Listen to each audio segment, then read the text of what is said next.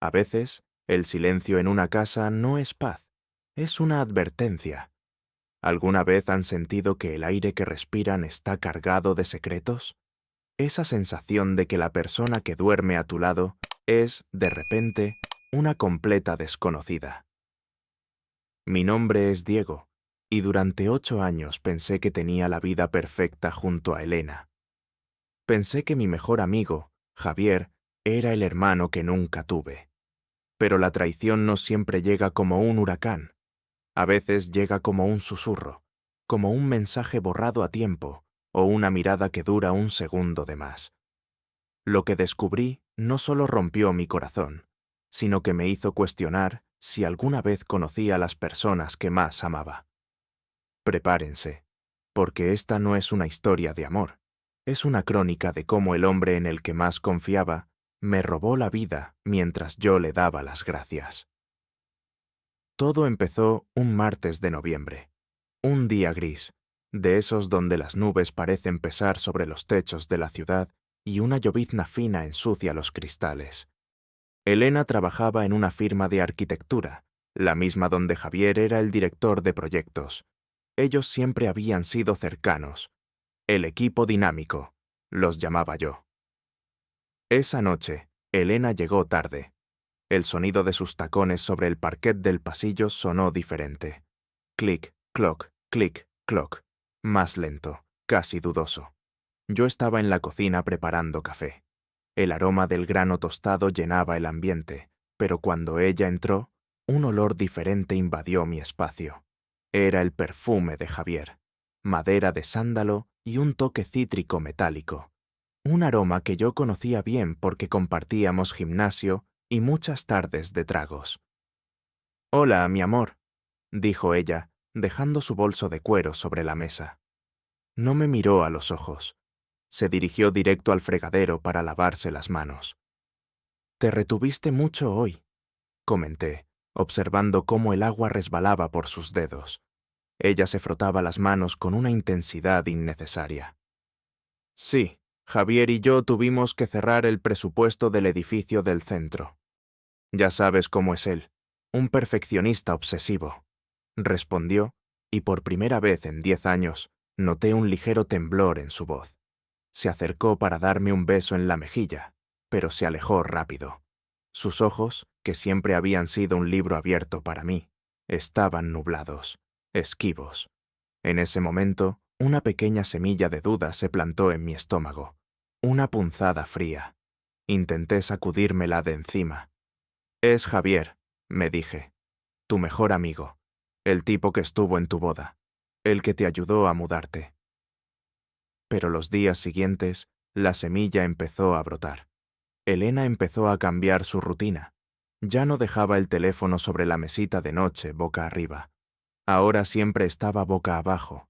O peor aún, se lo llevaba incluso al baño. El sonido de las notificaciones de WhatsApp se convirtió en la banda sonora de mi paranoia. Ding. Un mensaje a las 11 de la noche. Ding. Otro a las 6 de la mañana. «¿Quién es a esta hora?», pregunté un viernes, mientras desayunábamos en un silencio sepulcral, solo roto por el ruido de la cuchara golpeando la taza de cerámica. «Es el grupo del trabajo, Diego. Javier está estresado con la entrega final. No seas intenso», contestó ella, sin despegar la vista de la pantalla. Sus dedos volaban sobre el teclado, y vi, solo por un instante, una sonrisa fugaz, casi imperceptible, dibujarse en sus labios. No era una sonrisa de trabajo. Era esa sonrisa que ella solía dedicarme a mí en nuestros primeros meses de novios. Ese mismo día, decidí llamar a Javier. Quería ver si su voz me daba alguna pista. «¿Qué onda, hermano?», respondió él al tercer tono. Su voz era fuerte, segura, llena de esa energía que siempre lo hacía el centro de atención. «Hola, Javi. Te llamaba para ver si nos vemos el domingo para ver el partido». «Uf, Diego, me encantaría, de verdad. Pero estoy enterrado en planos. Elena y yo estamos haciendo horas extra como locos. La entrega es el lunes, y el jefe nos tiene la bota en el cuello. Te lo compenso la otra semana, ¿vale?». Colgué. Me quedé mirando la pared de mi oficina. Lo que él no sabía es que yo había pasado por la oficina de ellos esa tarde para darle una sorpresa a Elena con flores, y el guardia de seguridad me dijo que ambos habían salido a una reunión externa desde las 3 de la tarde. Eran las 8 de la noche. La paranoia es como un ácido que lo corroe todo. Empecé a fijarme en los microdetalles. Elena compró ropa interior nueva, seda negra, algo que ella consideraba incómodo meses atrás. Empezó a usar un labial más intenso. Y lo más doloroso, el contacto físico entre nosotros, murió. Cuando intentaba abrazarla en la cama, ella se tensaba, como si mis manos fueran de hielo. Estoy cansada, Diego. El proyecto me está matando. Era su frase favorita. Un miércoles, la tormenta estalló en mi cabeza. Elena dejó su iPad en la sala mientras se duchaba. El dispositivo estaba vinculado a su teléfono. Una notificación apareció en la pantalla bloqueada. No era un mensaje de texto normal, era de una aplicación de fotos privadas. No puedo dejar de pensar en lo de ayer en el estudio. El riesgo lo hace mejor. Te espero en el lugar de siempre a las 6. El mensaje no tenía nombre, solo un emoji de una llave. Mi corazón empezó a latir tan fuerte que sentía el pulso en mis oídos. Boom, boom, boom. Un sudor frío me empapó la espalda. Mis manos temblaban tanto que casi se me cae el iPad. En ese momento, el ruido del agua de la ducha se detuvo. Escuché la cortina correrse. Chic. El sonido de sus pies descalzos sobre la alfombra del baño.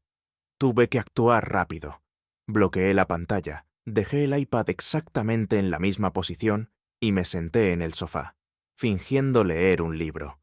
Elena salió envuelta en una toalla blanca, secándose el pelo. Se veía hermosa, y ese pensamiento me dio asco. Me dio asco porque ya no sentía que era mía. ¿Pasa algo? Estás muy pálido, dijo ella, mirándome con una curiosidad fingida. Solo un poco de dolor de cabeza. Creo que me iré a dormir temprano. Mentí. Mis ojos ardían. Esa noche no dormí. Me quedé mirando el techo, escuchando su respiración rítmica a mi lado. Pensaba en Javier. Recordaba todas las veces que cenamos los tres, las bromas privadas entre ellos que yo pensaba que eran solo química profesional. Recordé cómo Javier me ponía la mano en el hombro y me decía que tenía suerte de tener a una mujer como Elena. ¡Qué cínico! ¡Qué maldito cínico! Al día siguiente, pedí el día libre en el trabajo. No se lo dije a ella. Me estacioné a 2 cuadras de su oficina a las 5 de la tarde. Llovía a cántaros. Los limpiaparabrisas de mi coche iban de un lado a otro con un sonido monótono. Swish, swish. Me sentía como un detective de una película barata, pero el dolor era real. Era un agujero negro en el pecho. A las 5:45 vi el coche de Javier salir del estacionamiento subterráneo. Un BMW gris oscuro, impecable. 2 minutos después, Elena salió caminando rápido bajo un paraguas rojo. Se subió al asiento del copiloto de Javier. Los seguí, manteniendo la distancia, con las luces apagadas a pesar de la penumbra. Cruzaron la ciudad hacia una zona de hoteles boutique, de esos que se esconden en calles estrechas y empedradas. Se detuvieron frente a uno llamado El Refugio. Javier bajó primero, entregó las llaves al valet y luego le abrió la puerta a Elena. Ella bajó sonriendo. Le tomó la mano. No fue un roce accidental. Entrelazaron los dedos como si sus vidas dependieran de ello. Se dieron un beso rápido antes de entrar al vestíbulo. Un beso que rompió la última pizca de esperanza que me quedaba.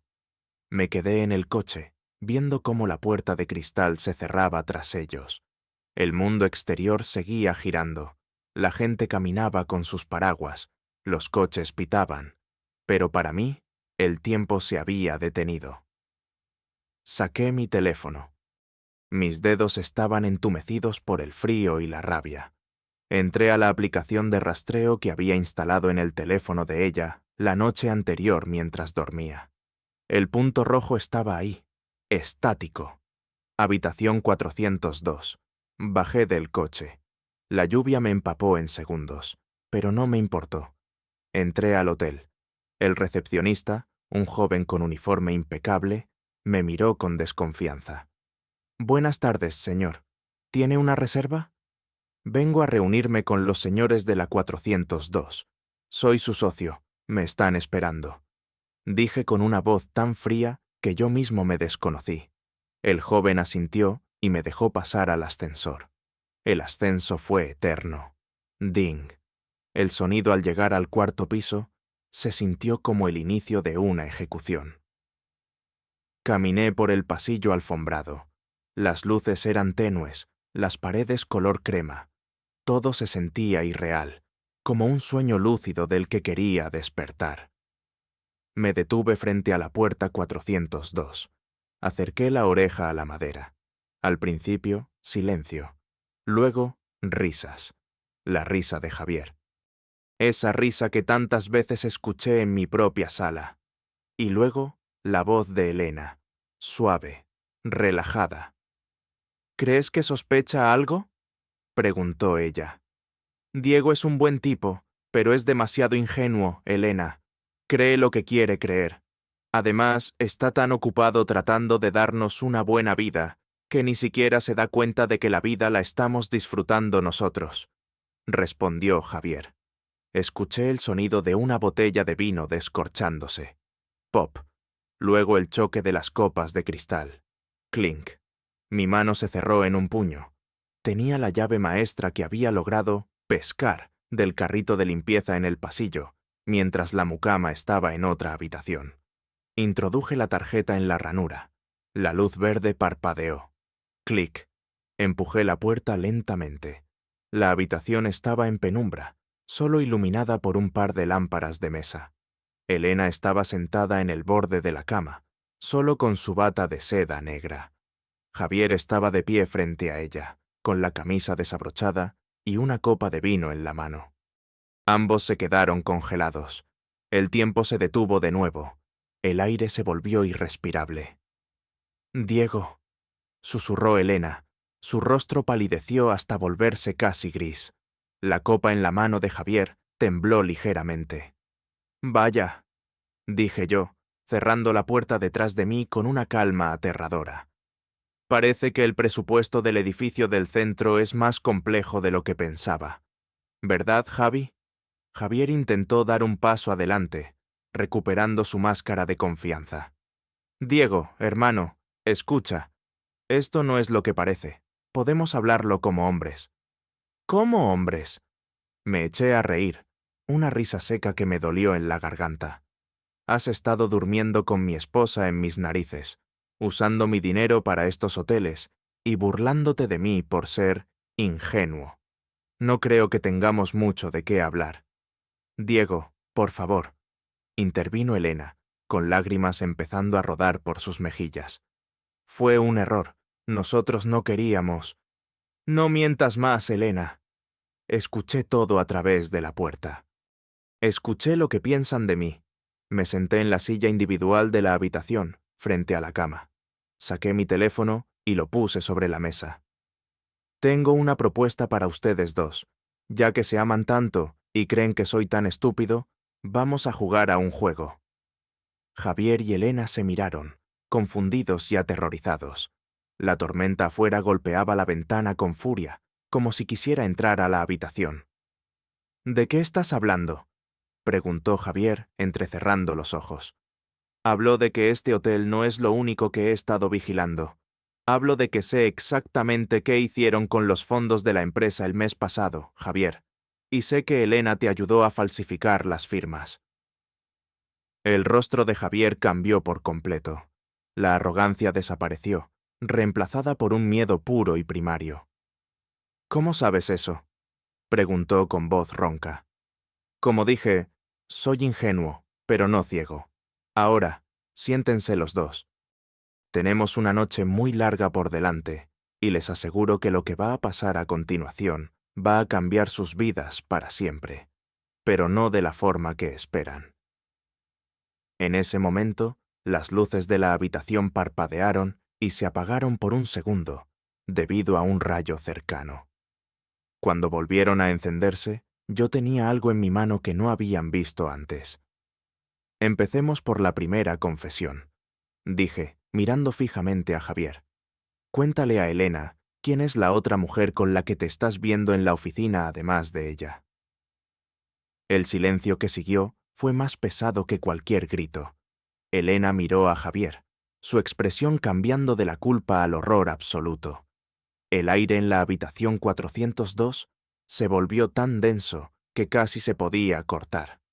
Javier, el hombre que yo consideraba un hermano, se quedó petrificado, con la boca entreabierta y la mirada saltando desesperadamente entre Elena y yo. Elena, por su parte, se cubrió el rostro con las manos, pero no para llorar, sino para ocultar la vergüenza que finalmente la había alcanzado. ¿De qué estás hablando, Diego?, preguntó Elena con un hilo de voz, mirando a Javier con una chispa de sospecha que empezó a arder en sus ojos.